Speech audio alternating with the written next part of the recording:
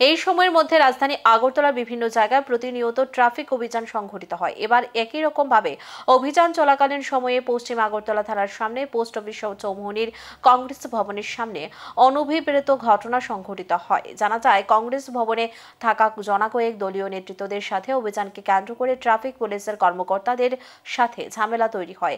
গোটা বিষয় নিয়ে পুলিশের বক্তব্য হচ্ছে, অভিযান কেন চলে, বিশেষ করে কংগ্রেস ভবনের সামনে অভিযান সংঘটিত করা যাবে না, ফাইন করা যাবে না, এই দাবিকে ভিত্তি করেই নাকি বচসার সূত্রপাত।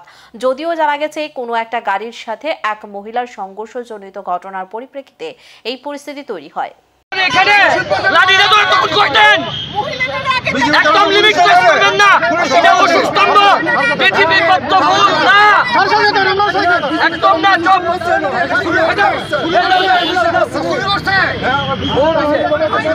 আপনারা জানেন আমরা কিছু করি না, এইভাবে কেন আপনার সামনে কেন নিব?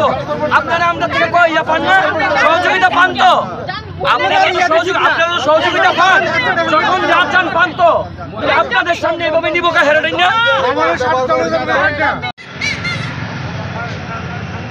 আমরা চেকিং করতেছি, এর মধ্যে কংগ্রেস ভবনের সামনে একটা সাদা রঙের মারুতি, একটা বয়স্ক মহিলা বোধহয় এটা ইয়ে করে যাইতেছে।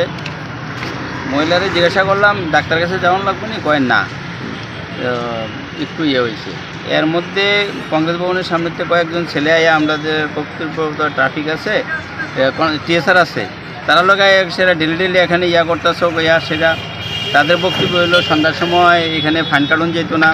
এটা কংগ্রেস ভবনতে বাইরে সেরা কয়েকজন প্রতিবাদ করলো আর কি, টাউনের মধ্যে ঘিরে ইয়া করা, মানে ফ্রি তারা ছেড়ে দাও, কোনো ফাইন টাইন কাটুন যেত না, তার অসুবিধা হয়। এটা কংগ্রেস ভবনের কিছু কতিপয় মানুষ এটা পছন্দ করে না, এটা প্রতিবাদ করছে। আজকে এখন এখানে একটা মহিলাকে একটা গাড়ি বাড়ি দিয়েছে, তো গাড়িটা চলে যাচ্ছে। আমি টিএসআরকে বলছি ওই গাড়িটাকে কেন ধরেনি, এই কথাটা বলাতেই আমাকে টিএসআর 10-15টা টিএসআর ধরে, বলে আমি নাকি ওদের সাথে খারাপ ব্যবহার করছি, বলে আমাকে ধরে থানাতে নিয়ে গেছে। আমার পকেটের ভিতরে মানিব্যাগ ছিল, মানিব্যাগটা সুদ্ধা ওরা নিয়ে গেছে। পশ্চিম থানার সামনে কিসের অভিযান চলছে?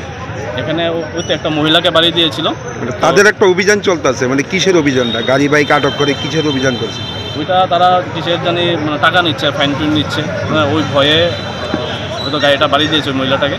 কিন্তু আমি প্রতিবাদ করাতে যে গাড়িটাকে ধরার জন্য ওই কথা বলেছি, এই কথা বলতে মাত্রই আমাকে পুলিশে ধরে নিয়েছে।